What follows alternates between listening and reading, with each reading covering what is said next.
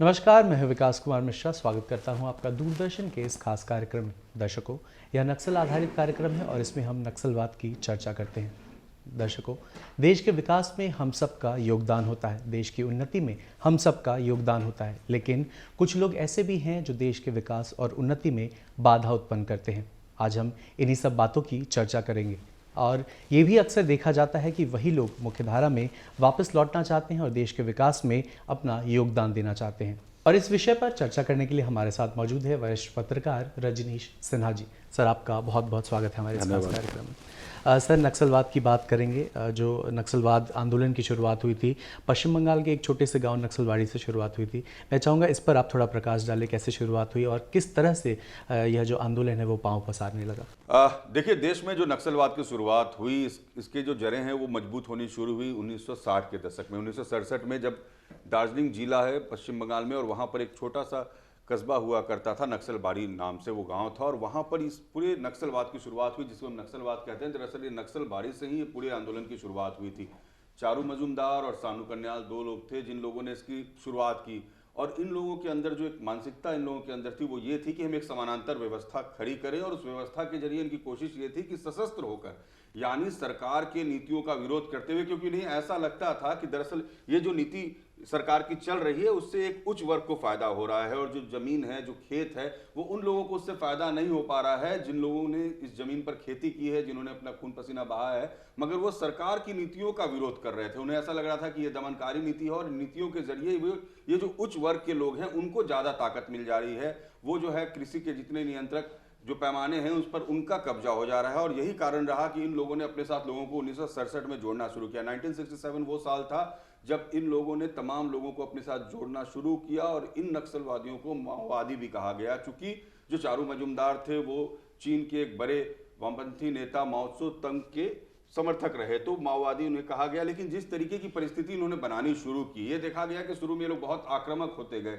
लगातार जगह जगह हिंसा करना, लोगों को अपने साथ जोड़ना, और सरकार ने उस वक्त जो कोशिश की, सरकार की ये कोशिश रही कि इनके इस दमन को रोका जाए। उसके लिए लगातार सरकार ने अलग अलग नीतियों के सहारे अलग अलग तरह से उन्होंने फोर्सेस को डिप्लॉय किया और इन्हें रोकने की कोशिश की, मगर इनकी शक्तियां बढ़ती जा रही थी। देखिए, आंध्र प्रदेश का इलाका हो, जिसे तेलंगाना कहते हैं वो एरिया हो, महाराष्ट्र हो, मध्य प्रदेश हो, झारखंड और बिहार उस वक्त एक हुआ करता था, तो दक्षिण बिहार जिसे झारखंड कहते हैं वो इलाका, और जो टेरेन था वो इन्हें बड़ा फायदा पहुंचा रहा था, क्योंकि वो जो जोग्राफिकल कंडीशन था वो इन्हें कहीं ना कहीं बहुत फायदा पहुंचाता था। इन्हें ऐसा लगता था कि लोकल लोगों की मदद से हम इन इलाकों पर ज्यादा से ज्यादा कब्जा कर सकते हैं। और उस वक्त से जो ये प्रथा चली, अब आज भी हम देखते हैं कि जो कहानियां हम सुनते हैं नक्सलवाद, आज की तारीख में तो वो बिल्कुल नगण्य हो गया है, लेकिन वो जो दौर था जब लोग लाल झंडे गाड़ दिया करते थे खेतों में और कहते थे ये हमारा हो गया, तो जो उनका कॉन्सेप्ट था कि जो खेती करेगा खेत उसका होगा, वो सरकार की नीतियों को नहीं समझ रहे थे कि कैसे सरकार नई नीतियों के जरिए जो कृषि के साथ जुड़े हुए लोग हैं, और जो ये पूरा हमारा देश कृषि प्रधान देश है, तो यहाँ लोगों को कैसे जोड़ के रखा जाए और कैसे हर किसी की बढ़ोतरी हो, हर वर्ग आगे बढ़े। पर ये जो नक्सलवाद से जुड़े लोग थे, इन्हें ऐसा लगता था कि नहीं, हमें दबाया जा रहा है, हमें कुचला जा रहा है, हमारा शोषण किया जा रहा है, और हमारे जो अधिकार हैं उनका हनन किया जा रहा है। और यही कारण रहा कि इन लोगों के साथ लोग जुड़ते गए, क्योंकि जो पिछड़े इलाके थे खास करके वो वहां टारगेट करते थे जहां सुविधाएं कम पहुंची हैं, जहां सरकार उस वक्त नहीं पहुंच पा रही थी, क्योंकि हमारा देश उस वक्त बिल्कुल इन्फेंट एज में था, या कह सकते हैं कि शिशु अवस्था में था। हम आज़ादी के 20 साल बाद की बात कर रहे थे। 47 में हम आज़ाद हुए थे और 67 में इन लोगों ने आंदोलन शुरू कर दिया था। 1972 में जब चारू मजूमदार को अरेस्ट किया गया, उसके बाद उनकी मौत हो गई। लेकिन धीरे धीरे ये जो संघर्ष था, नक्सलवाद का विकास, ये जातीय संघर्ष का रूप लेने लगा, और ये ज्यादा खतरनाक होता गया हमारे देश के लिए कि कैसे लोगों ने इसे जातीय संघर्ष का रूप दे दिया। और उसका असर बिहार में भी दिखा। देखिए, बिहार में जो दक्षिण बिहार रहा उस वक्त, जो आज की तारीख में झारखंड है, और जो मध्य बिहार मगध का जो रेंज रहा, वहां पर जातीय संघर्ष शुरू हो गया। श्री राम सेना बनने लगे, रणवीर सेना बनने लगे। तो जो कल तक जो कहानियां चलती थी नक्सलवाद और सामंतियों के खिलाफ हमारा आंदोलन, वो धीरे धीरे बिहार जैसे, और जहां पर अशिक्षा ज्यादा थी, जहां पर ट्राइबल बेल्ट्स थे, जहां पर लोगों के पास समस्या रोजगार की थी, जहां पर लोगों के पास सुविधाओं की समस्या थी, जहां पर एक तबका दूसरे तबके को देख रहा था कि हाँ उसके वो सुविधा संपन्न है और हमारे पास सुविधाओं की कमी है, वहां इन लोगों ने संघर्ष पैदा करना कोशिश की, और वो बहुत हद तक सफल भी रहे थे। क्योंकि 70 का जो दशक आया और जो 80 का दशक आया, वो हमने वो देखा कि नक्सल किस तरीके से धीरे धीरे पांव पसारता चला गया, और देश के कई इलाके, एक ऐसा वक्त था जबकि 7 से 8 राज्य ऐसे थे जो पूरी तरह से नक्सल प्रभावित हो गए थे, और वहां पर एक समानांतर व्यवस्था चलने लगी थी, जो हमारे फोर्सेस थे उनको चैलेंजेस दिया जाने लगा था। और ये जो दौर था हमारे देश के लिए अच्छा दौर नहीं था, क्योंकि विकास उस समय हम ये देख रहे थे कि उस दौर में कहीं ना कहीं नक्सल से जुड़े हुए लोगों की समस्याएं बढ़ने लगी थी। सर, बिहार की बात करें अगर तो चक्रबंद और भीमबंद जैसे जो इलाके हैं वो नक्सल प्रभावित रहे हैं, और कई क्षेत्र हैं जहां पर विकास पूरी तरह पहुंच नहीं पाया इस आंदोलन की वजह से। तो इसके बारे में आप क्या कहेंगे? देखिए विकास, समझना हमें यह होगा कि बिहार में नक्सल ने क्यों पैर पसारा। तो बिहार में नक्सल के आने का एक सबसे बड़ा कारण रहा अशिक्षा, यहां पर सुविधाओं की कमी, यहां का ज्योग्राफिकल कंडीशन, जिसे हम दक्षिण बिहार कहते थे उस वक्त, जब विकास जिस समय की आप बात करें, जब नक्सल ने पांव पसारना शुरू किया, तो वो जो टेरेन था, जो ज्योग्राफिकल कंडीशन रहा झारखंड के इलाकों का, जो पठार और पहाड़ का इलाका रहा, ये बिल्कुल सेफ जोन रहा नक्सलियों के लिए। और इस इलाके के लोग बहुत पिछड़े हुए थे उस वक्त, क्योंकि 70 का दशक हो, 80 का दशक हो, 90 के दशक में वहां सुविधाएं नहीं थी। वहां पर लोगों को पानी के लिए भी मिलों मिल जाना पड़ता था, वो एक बाल्टी पानी ला सके और उससे उनका घर चलता था।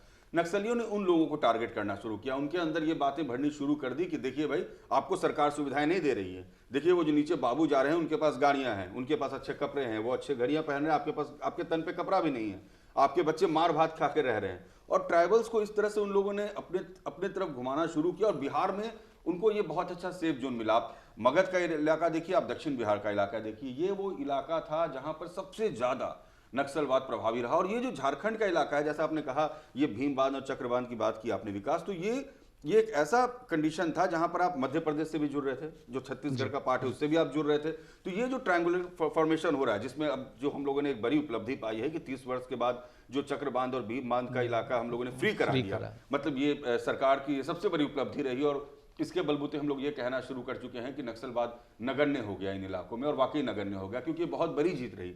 जो ऑपरेशन बुलबुल और ऑपरेशन ऑक्टोपस हम लोगों ने चलाया, और जिस तरीके से इन इलाकों को हमने फ्री कर दिया, तो इन इलाकों में इन लोगों को बहुत आसान हो जाता था, नक्सल के मूवमेंट्स आसान हो जाते थे।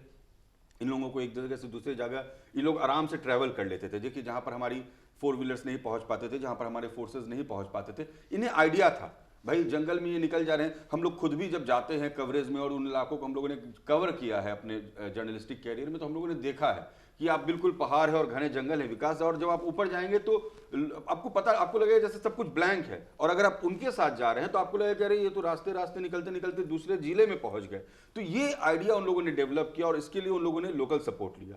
देखिए, लोकल सपोर्ट के पॉइंट्स को ब्रेक करना बहुत इंपॉर्टेंट था, और ये जो नरेंद्र मोदी की सरकार है 2014 में, इन लोगों ने यही किया। इन लोगों की जो सुविधाएं थी नक्सलियों की, इनकी सुविधा थी वहां के आम लोग, वहां के आम नागरिक, और बिहार में इसका ये फायदा हो रहा था। बिहार और झारखंड के रीजन में उनको ये फायदा मिल रहा था, क्योंकि यहाँ पर लोगों के पास गरीबी थी, रोजगार नहीं था, सुविधाएं नहीं थी। ये उनके ऊपर कुछ खर्च कर देते थे, उनको कहते थे आप मेरे साथ जोड़ लीजिए, उनको आर्म्स दिखाते थे, और इन्फेचुएशन होता था उस समय। जो यंग लड़के लड़कियां होते हैं, ट्राइबल्स हैं, वो ऑलरेडी आपको तीर और धनुष इस्तेमाल कर रहे होते हैं, और उनको अगर आप आर्म्स दिखा रहे हैं, ये आप तरह तरह के उनको इक्विपमेंट्स दिखा रहे हैं, तो वो उनको लगने लगता था कि अरे यार ये कैसे हो सकता है, अगर हम एक गोली चलाएंगे और ये एक लॉक अगर खोलते हैं तो ये 30 गोलियां एक बार में निकल जाती हैं और सामने वाले में। तो वो लोग इसको एंजॉय करने लगे, और उनके एंजॉयमेंट को और उनके नीड को समझकर नक्सलियों ने इस पूरे बिहार को, झारखंड को, छत्तीसगढ़ को, बस्तर के इलाकों को बेस बनाना शुरू किया। सर, सरकार के अथक प्रयास के बाद कहीं ना कहीं हम कह सकते हैं जो नक्सलवाद है वो कम हो गया या ख़त्म होने की कगार पे आ गया है। सरकार जो है वो इस आंदोलन से निपटने के लिए एक कार्य योजना की शुरुआत की थी, जिसका नाम था समाधान कार्य योजना। मैं चाहूँगा उसके बारे में आप बात करें। देखिए विकास, ये जो समाधान लेकर आई ये सरकार, ये सबसे बड़ा बून था जो नक्सल को हम लोगों ने ब्रेक किया। जो नक्सल में आप 2009 में देखिए कि 1000 से ज़्यादा हत्याएं एक साल में हो जाती थी, अब उसकी गिनती कुछ 200-300 के आसपास पहुंच गई। तो ये कितना बड़ा लीप है, और इसका कारण है समाधान। समाधान जिसकी हम बात करते हैं, अगर इंग्लिश एक्रोनिम में ले तो SAMADHAN, और हर किसी का अपना एक मायने है कि आप कितना स्मार्टली आप प्ले कर रहे हैं, कितनी एग्रेसिव लीडरशिप आपकी रही है, आपकी प्लानिंग क्या रही है। जो एन है, इसमें आप no access to finance, that is very important. एन समाधान के सबसे लास्ट में एन आता है, लेकिन नो एक्सेस टू फाइनेंस मतलब आप नक्सलियों तक पैसा नहीं पहुंचने दे रहे हैं। डिमोनेटाइजेशन को लेकर देश में ढेर सारी चर्चाएं होती हैं, लेकिन अगर इसकी सबसे बड़ी चोट थी तो वो नक्सलियों पर थी। एक साथ 800 से ज्यादा नक्सलियों ने डिमोनेटाइजेशन के बाद आत्मसमर्पण कर दिया, क्योंकि उनकी कमर टूट गई थी। तो ये जो सरकार जिस आइडिया को लेकर है ना, समाधान, आप कैसे लोगों तक पहुंच रहे हैं। अब डी का मतलब क्या है, डैशबोर्ड थ्रू कीबोर्ड्स, मतलब आप लोगों को कैसे प्लान्स बता रहे हैं, आप लोगों में कौशल कैसे बढ़ा रहे हैं, आप जब लोगों को काम सिखा देंगे, जो ट्राइबल्स होते हैं वो देखिए बहुत क्रिएटिव होते हैं, हम ऐसा नहीं कह सकते हैं कि जो लोग जुड़ गए वो गलत थे, वो सही थे, उनकी नीड थी और उन लोगों ने उसका गलत फायदा उठाया और सरकार ने इसी को ट्रैप किया कि नहीं, अगर इनके पास काबिलियत है, वो मेहनती होते हैं, वो ताकतवर होते हैं, वो जिस तरह के जोग्राफिकल और नेचुरल कंडीशन में रहते हैं उनको आदत होती है, शायद हमें गर्मी में हमें परेशानी हो जाए, हम थोड़ी देर चल के थक जाएं, हम पहाड़ के इलाकों में ना चल सके, लेकिन उनको आदत है, वो मीलों मील चल लेते। और सरकार ने इसको टैप किया कि नहीं, इनको हम कौशल सिखाएंगे, इनको हम सिखाएंगे कि कैसे आप चीज़ों को सीख सकते हैं, आप नए तरीकों को सीख सकते हैं, आपके अंदर जो एबिलिटी है उसके अनुसार आप नई नई चीज़ों को सीखिए। अगर आप पढ़ने में इंटरेस्ट है, आप कंप्यूटर नॉलेज लीजिए। अगर आप में इंटरेस्ट है कि आप बुनाई का काम कर सकते हैं, आप डोमेस्टिक तरह तरह के सरकार कार्यक्रम चला रही थी। और देखिए, नरेंद्र मोदी की सरकार जब आई तो इन्होंने, प्रधानमंत्री ने एक कौशल विकास, इन्होंने एक विभाग ही बना दिया था, जिसके मंत्री हुआ करते थे राजीव प्रताप रूढ़ी। तो ये आइडिया क्या था? आइडिया ये था कि जिसकी जो काबिलियत, उस अनुसार आप काम सीखिए और आप रोजगार लीजिए।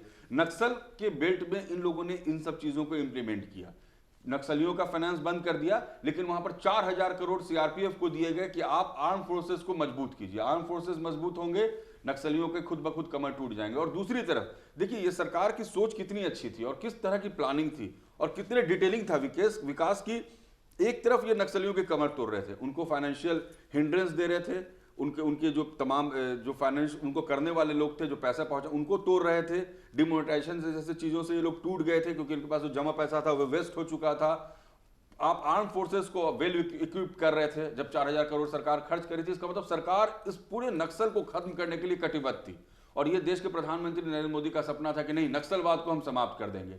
हम बाहर के देशों से लड़ रहे हैं, ठीक है, लेकिन हमारे घर के अंदर जो हमारे दुश्मन है, हमें उन्हें भी खत्म करना है, क्योंकि देश के लोगों को एक सुरक्षित और बेहतर माहौल देना था। और समाधान ये सबसे बड़ा बूंद था, क्योंकि हर एक अक्षर अपने आप में एक बड़ी तारीख लिख रहा था। और उसका नतीजा हम लोगों ने देखा 30 साल बाद, चक्रबान जैसे इलाकों का खुल जाना और नक्सलवाद वाल घिरे हुए इलाकों का नक्सल फ्री हो जाना। बिहार में देखिए 12-12, 14-14 जिले थे जो नक्सल प्रभावित थे। आज महज हमको लगता है कि औरंगाबाद का कुछ इलाका और जमुई का थोड़ा बहुत इलाका होगा जो नक्सल प्रभावित होगा। या बिहार में हम कह सकते हैं कि नक्सल अब नगण्य ही है। बिल्कुल, हम अब इधर तो हम केसेस भी नहीं देखते हैं कि बिहार में आते हैं। तो आप सोचिए कितने अच्छे से बिहार जैसे पिछड़े राज्यों में अगर नक्सलवाद को हम खत्म कर पाए हैं, तो ये सरकार की बड़ी उपलब्धि। सर, कई बार अक्सर ये भी देखा गया है, जो इस आंदोलन में सम्मिलित होते हैं वो मुख्य धारा में वापस लौटना चाहते हैं और सुंदर भारत बनाने में अपना योगदान देना चाहते हैं, और सरकार उनके लिए कई तरह की सुविधाएं भी उपलब्ध कराती है जो वापस मुख्य धारा में आना चाहते हैं। मैं चाहूँगा इसके बारे में आप क्या कहेंगे? विकास, देखिए, इस सरकार ने मुख्य धारा में लोगों को लाने के लिए बहुत कुछ किया और ये हुआ। जिन लोगों ने आत्मसमर्पण किया, 700-800 नक्सलियों ने एक बार में आत्मसमर्पण किया है और इन लोगों को मुख्य धारा में लाया गया, इनको रोजगार दिया गया, इनके इलाके के अनुसार, इनके पोटेंशियल के अनुसार, इनकी काबिलियत के अनुसार सरकार ने इन्हें पहचाना। इसके लिए खास टीम तैयार की गई जो इन लोगों पर काम करती है कि ये जो लोग वापस आ रहे हैं मुख्य धारा में, देखिए, इनके साथ सिर्फ आप इनको काम नहीं दे सकते हैं, इनको मेंटल कंडीशनिंग करनी होती है। इनको पूरी तरह से इनके दिमाग में जो विचारधारा चल रही थी उसको वाइप आउट करना था। ठीक है, वो वापस आ गए, हो सकता है स्पॉन्टेनियस हो सकता है कि अभी मुझे तकलीफ हुआ कि मेरी पत्नी या मेरे बच्चे मारे गए तो मैं वापस आ जाता हूं मुख्य, लेकिन इनके अंदर जो एक विचारधारा पिछले 2 दशक 3 दशक से बैठ गई है, जो सरकार के खिलाफ ये रहते थे, इनको कैसे वापस लाया जाए। तो इनकी मेंटल कंडीशनिंग भी की जाती है सरकार में। और ये सरकार का बेहतर कदम इसलिए रहा क्योंकि सरकार ने न सिर्फ इनकी मेंटल कंडीशनिंग की, बल्कि सरकार ने इन पर पैनी नजर रखी कि नहीं, इन्हें हमें स्टैब्लिश करना है, ये वापस वहां लौट कर ना जाए। सबसे बड़ी जवाबदेही ये होती है कि जब आप किसी को उस मुख्य नक्सलिज्म जैसे या उस तरह की विचारधारा से, जहां पर अब बिल्कुल एक डाइवर्टेड कंडीशन में होते हैं, वहां से जब कोई व्यक्ति नशा कर रहा होता है, आप ऐसे समझ लीजिए, और उसको जब नशा छुड़ाते हैं, बिहार में शराबबंदी है, शराब, उसके लिए रिहेबिलिटेशन सेंटर है, शराब छुड़ाने के लिए आप रिहेबिलिटेशन सेंटर में ले जाते हैं, वहां से वापस आके वो शराब ना पिए। नक्सलवाद में जो लोग हैं संलिप्त, वो नक्सली रहे, आर्म्स यूज करते रहे, उनके अंदर कोई इमोशंस नहीं रहा, लेकिन वापस आप उनको इमोशनल और प्रैक्टिकल वर्ल्ड में ला रहे हैं, तो वो यहां बने रहे। और सरकार ने उस पर काम किया कि नहीं, अगर ये लोग वापस लाए जा रहे हैं तो फिर इन्हें बेहतर सुविधा दी जाए, इन्हें बेहतर रोजगार दिया जाए, इनके बच्चों का जीवन सुरक्षित किया जाए, इनको एक तरीके से आप इंश्योर्ड कीजिए, जिसे हम इंश्योरेंस कहते हैं, कैसे कहते हैं, जीवन बीमा करा लीजिए। तो सरकार की जो पॉलिसीज होती है, कैसे उनको आप ये विश्वास दिला दीजिए कि नहीं, आपके बच्चे सुरक्षित होंगे, उन्हें हम बेहतर पढ़ाई देंगे, जिन लोगों के साथ थे वो आपको उनसे भी हम सुरक्षित रखेंगे। क्योंकि अमूमन होता है कि अगर हम आपके साथ किसी बुरे काम में हैं तो आप नहीं चाहेंगे कि मैं आपको छोड़ के जाऊं, विकास नहीं चाहेंगे कि रजनीश उनको छोड़ के जाके फिर अच्छे दुनिया में चले जाए। तो उन लोगों से आपका कट ऑफ कैसे हो, आप कैसे बेहतर इस दुनिया में और अच्छा क्या कर सकते हैं, आपको आपकी कैपेबिलिटी के बारे में सरकार ने बताया कि नहीं आप में ये सक्षमता है और आप यहां बेहतर कंट्रीब्यूट कर सकते हैं। वहां आप इनसिक्योर्ड है, अगर आप नक्सलवाद में हैं आप किसी भी दिन मारे जाएंगे, आप किसी भी दिन किसी घटना के शिकार हो सकते हैं, कोई जरूरी नहीं फोर्स आपको मारे, आप आपसी क्लैश के शिकार हो सकते हैं। नक्सल में हमने देखा कि कैसे अलग अलग ग्रुप्स बने। आप देखिए 70 के दशक में जब यह नक्सलवाद शुरू हुआ था तो कई ग्रुप बन गए थे, आपसी वर्चस्व में कई लोग मारे गए। तो वो कंडीशन आज भी है, क्योंकि अब ये लोग डेस्परेट हैं। जिस तरीके से सरकार जितनी पैनी नजर रख रही है इन लोगों पर और जिस तरीके से पूरा एक्शन चल रहा है विकास, ये लोग अब डेस्परेट हैं, कहीं कुछ कर दें, अब अपना हम प्रेजेंस कैसे फील कराएं, क्योंकि इन्हें अब डर है कि हम खत्म हो रहे हैं। हमारा जो पूरा अस्तित्व था पिछले 5 दशक का, वो नरेंद्र मोदी की सरकार ने खत्म कर दिया है। हम जो घटनाएं 2500 हुआ करती थी 2009 में, वो 2021 में 200 हो गई। तो इनको अब ये डर लग रहा है और सरकार अब इस पर काम कर रही है कि नहीं, अब आपको वापस हम नहीं आने देंगे सिस्टम में। जो आपके सिस्टम से हमारे सिस्टम में आना चाहते हैं हम उसका स्वागत करेंगे, लेकिन जो सिस्टम में रहना चाहते हैं उनको बख्शा नहीं जाएगा। और सरकार इसी सोच के साथ अब लोगों को वापस लाना शुरू कर चुकी है। सर, अक्सर जब विकास की बात होती है और उन क्षेत्रों की बात होती है, तो जब ये आंदोलन अपने एकदम चरम पे था तो उस क्षेत्रों में विकास सही तरीके से पहुंच नहीं पा रहा था। सरकार कोशिश करती थी, लेकिन जो लोग इस आंदोलन में सम्मिलित होते थे वो विकास वहां पहुंचने नहीं चाहते थे, क्योंकि स्कूल जो होते थे वो जो है अच्छी तरीके से वहाँ काम नहीं कर पाते थे और जो रोड थे वो बनने नहीं देना चाहते थे। तो क्या उस वक्त कितना मुश्किल होता था सरकार के लिए, लोगों के लिए, कि वहाँ पहुँचकर लोगों को जागरूक कर सके, इस आंदोलन के बारे में बता सके कि ये जो धारा है, ये एक आंदोलन है, ये गलत है, तो कितना मुश्किल हुआ करता था? देखिए विकास, ये बिल्कुल आपने सही कहा कि विकास, हम ये बताना चाह रहे हैं कि विकास की किरण वहां तक नहीं पहुंच पाई थी उस दौर में। तो हुआ ये कि जब उस दौर में वहां विकास पहुंचा नहीं उस तरीके से, तो लोगों के पास अपॉर्चुनिटीज नहीं थे और सरकार के लिए चुनौती थी। क्योंकि आप अमूमन देखिए कि नक्सल जो है वो सबसे पहले एक टारगेट किसको करते हैं, टावर्स को टारगेट करते हैं, टेलीकम्युनिकेशन ब्रेक करना चाहते हैं। वो नहीं चाहते वहां कम्युनिकेशन हो। अगर कोई फोर्स मूव कर रही है, सीआरपीएफ की कोई टुकड़ी अगर किसी इलाके में, जमुई के इलाके में पहुंची हुई है, तो वो नहीं चाहते हैं कि पटना के हेडक्वार्टर में या दिल्ली के हेडक्वार्टर में बैठे लोगों का संपर्क उनसे हो और एक नेटवर्क एस्टैब्लिश हो, वहां के लोगों को सुविधा मिल सके, वो मोबाइल यूज कर सके, वो टेलीफोन यूज कर सके, अपनी परेशानी बता सके। इसे वो लोग नहीं चाहते थे ये चीज पनपे। और जब ये नरेंद्र मोदी की सरकार आई 2014 में, तो उसके बाद देखिए 2015 से 18 के बीच में सबसे ज्यादा काम किस चीज पर हुआ? पोस्टल डिपार्टमेंट, जिसको आज हम नहीं उतना ध्यान दे पाते, लेकिन सबसे पहले नरेंद्र मोदी की सरकार ने पोस्टल डिपार्टमेंट पर काम किया। 1400 से ज्यादा पोस्ट ऑफिस सैंक्शन किए गए और पोस्ट ऑफिस खोल दिए गए। पोस्ट ऑफिस खुलने का मतलब क्या हुआ? आपने एक संवाद का जरिया बना दिया। ठीक है, आप मेरे टावर नहीं रहने दीजिएगा ना, हमारे यहाँ पोस्टमैन होंगे, हम वहां टेलीग्राम कर सकते हैं, वहां पर हम पैसे भेज सकते हैं, मनी का ट्रांजैक्शन हो सकता है। उसके बाद इन लोगों ने क्या किया? बैंक्स खोलने शुरू किए। 900 से ज्यादा बैंक इस सरकार ने 2015 से 18 के बीच में अलग अलग जगह पर बैंक के शाखाएं खोल दी गई। एटीएम्स खोले गए, मतलब 700-800 के आसपास एटीएम्स खोल दिए गए। एटीएम्स का मतलब पैसे मिलने लगे।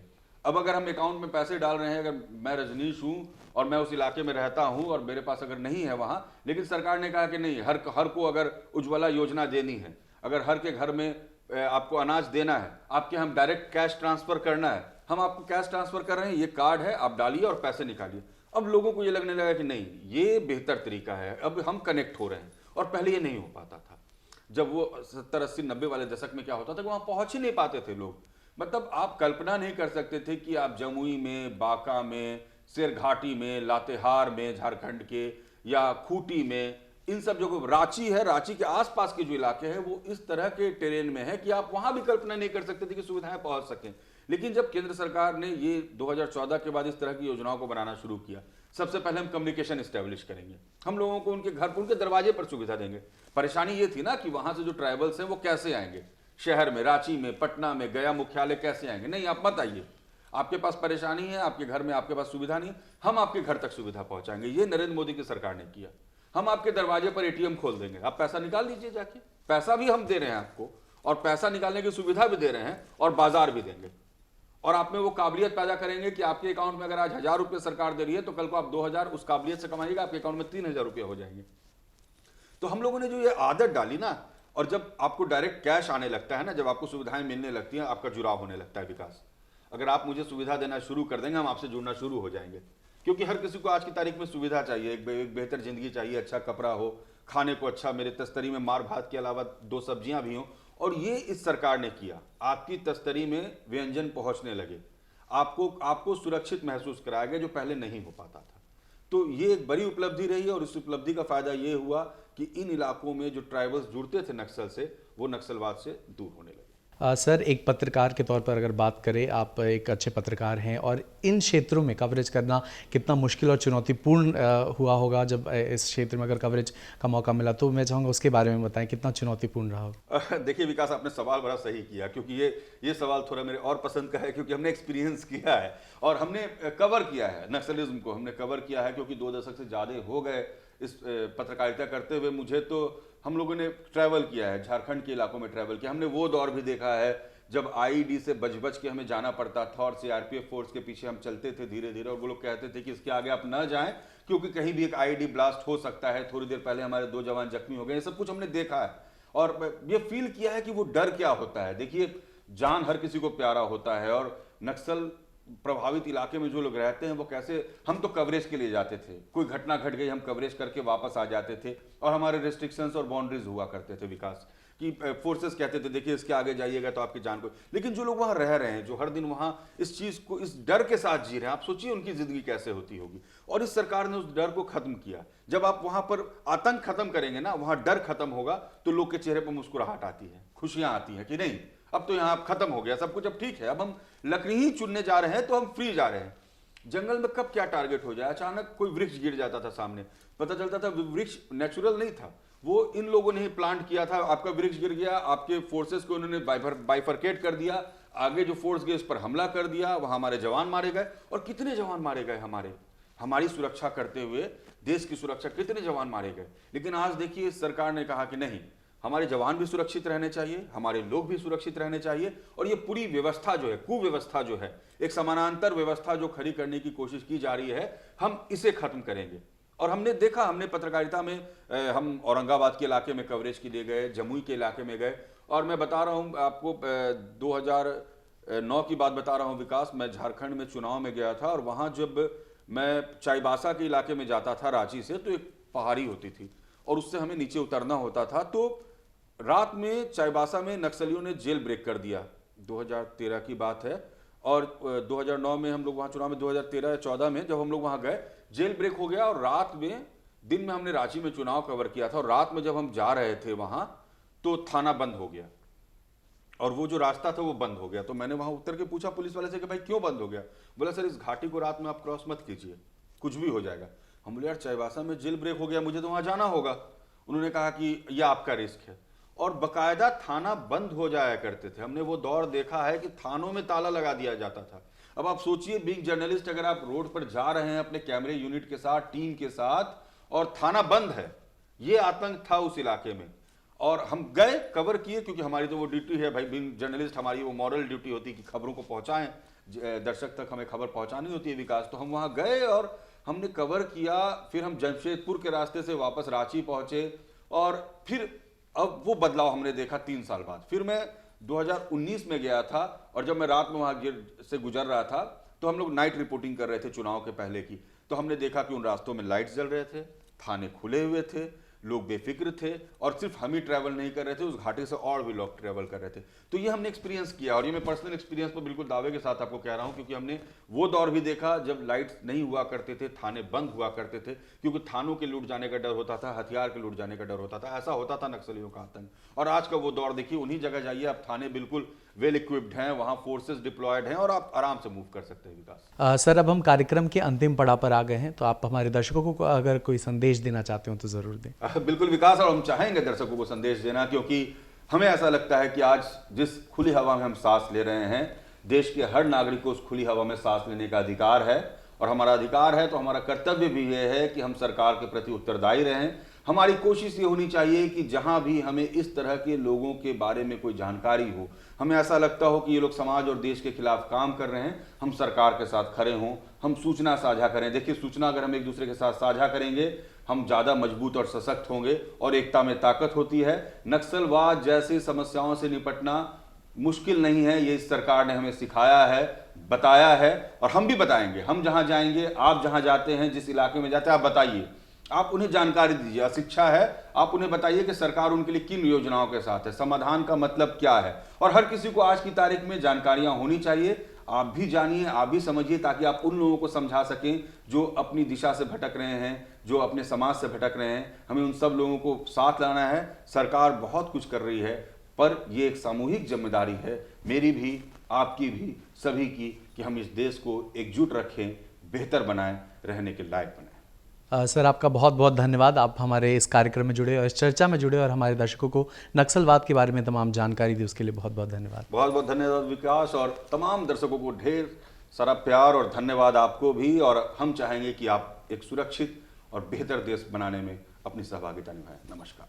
आज के अंक में हमने बात की नक्सलवाद की शुरुआत कहाँ से हुई और इस आंदोलन ने कैसे पांव पसारा, इस तमाम जानकारी हमने अपने अतिथि के द्वारा इकट्ठा की। अगले अंक में फिर मिलेंगे इसी कार्यक्रम में एक नए विषय पर और एक नए पहलू पर चर्चा करेंगे। तब तक के लिए मुझे यानी विकास कुमार मिश्रा को दीजिए इजाज़त। पर आप देखते रहिए DD बिहार। नमस्कार।